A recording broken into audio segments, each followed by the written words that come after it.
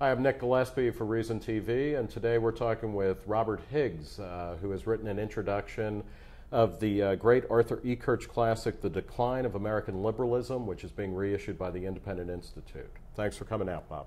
My pleasure. Bob, tell us about Arthur Ekirch's great book, The Decline of American Liberalism, which you've written a new introduction for and that the Independent Institute is bringing out shortly. What's its thesis? Ekirch's thesis is that liberalism actually reached its peak about the time of the American Revolution. Right. And unlike most historians who see liberalism as something that grows and grows and grows over time and leads us up to the glorious present, Ekirch saw almost steady decline. Occasionally there would be a little reversal of some sort that carried us back toward what he considered true or genuine liberalism. Which is more like classical liberalism. Which is classical liberalism of a very thoroughgoing kind. Individualism, extremely limited state, individuals that are free both in the sense of civil liberties and in the sense of economic liberties, right. And particularly individuals that are not menaced by war, right. Which Ekirch saw as probably the most important reason for the decline of liberalism. Right, and he, of course, in other works, wrote a lot about the history of militarism and the way that that was a profound had a profoundly corrosive effect on liberalism. Yes, he published a book in 1972 on the civilian and the military, which is also a very fine book, and I'm hoping that we'll be able to reissue that as well, because it's still very worthwhile reading. What Ekirch, The Decline of American Liberalism, originally came out in 1955, and it was very much worried about the garrison state, yes. about the effects of the Cold War, McCarthyism, but yes. also the rise of the progressives. Yes. Earlier starting in the teens and 20s. How did he see American liberalism play out in the progressive era, which contemporary liberals see as kind of the beginning of their great time in the sun? Right. Well, for Ekirch, progressivism portended a kind of broad-gauged attack on classical liberalism, because although progressives differed in many ways, they shared the idea that they could all use the state for some noble purpose, for the achievement of what they regarded as social justice. And Ekirch appreciated that whenever liberals turned to the use of the state, they were subverting genuine liberalism. What is his relevance to contemporary America? I mean, I've been a fan of Arthur Ekirch ever since I discovered him actually in Reason Foundation's California Library. I stumbled across him. What can he tell us in the current moment that we're not getting? Well, I think he shows how again and again in American history, crisis, military crisis in particular, but also economic crisis, becomes the occasion for the growth of the state and the submersion of the individual and individual liberties. And we're certainly in a crisis time at the moment. We're combining economic crisis and foreign policy crisis. And this is a very bad situation if you've taken a lesson from Ekirch. And in his emphasis on that, he anticipates your own fantastic book, Crisis and Leviathan, which talks about a ratcheting up yes. of state power.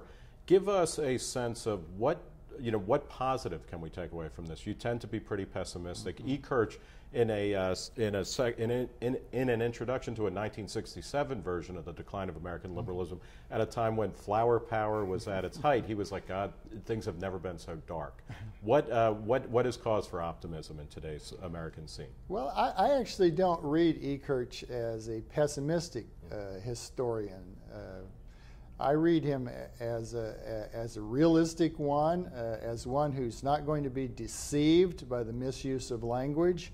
We all understand that liberalism has been turned on its head over the past 2 centuries, and it means almost the opposite of what it once meant. But I think from Ekirch, we don't get the sense that there's no hope. We get the sense that what caused the decline of liberalism more than anything else was faulty thinking.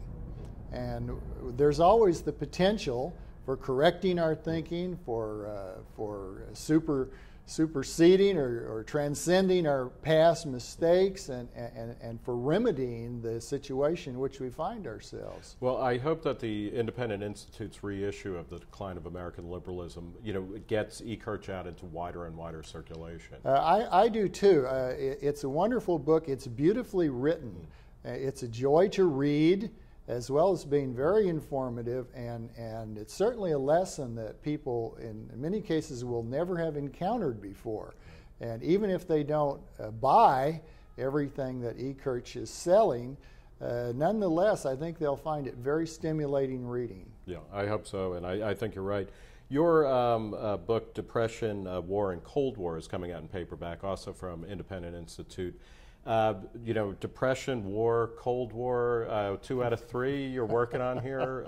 What is the basic message in that book that people should be aware of? People have misunderstood the relationship between war or preparation for war and economic prosperity.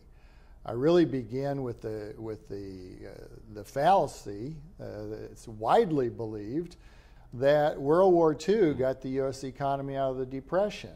And I hope that I've exploded that myth once and for all, because it's a very dangerous myth. It's still being peddled today by people such as Paul Krugman, and it needs to be laid to rest, because it's dangerous to think that there's this bright side of war, that however horrible it might be in terms of human suffering or destruction, it does good things for us economically. And that's simply a mistake, a root and branch mistake, not a little one, but a alpha to omega mistake.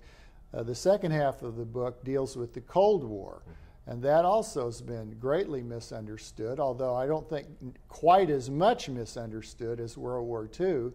But there's still a lot that people don't know about the relationship between the military-industrial congressional complex and the economy. And there's still this view, at least in a local sense, that military spending is a good thing, good for the local economy. And that's also a pernicious idea, and one that I hope the view I take in the book will lay to rest. Yeah, and I mean, the work on, supposedly on World War II's stimulative effect has been undercut by you and people like Robert Barrow, I believe. The thesis of Depression, War, and Cold War is important not only because of mistakes about World War II, but also people are determined to say that we need 4% of GDP spent on the military, et cetera. So it's very relevant. Are you at all hopeful for change under an Obama administration or a Democratic Congress, at least when it comes to military spending?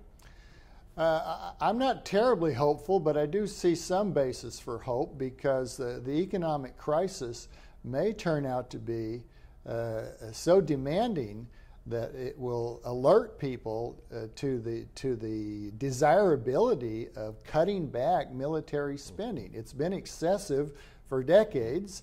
It's far more than we need to defend this country from any plausible enemy, and it funds mostly U.S. meddling all over the world that the people would be better off ending.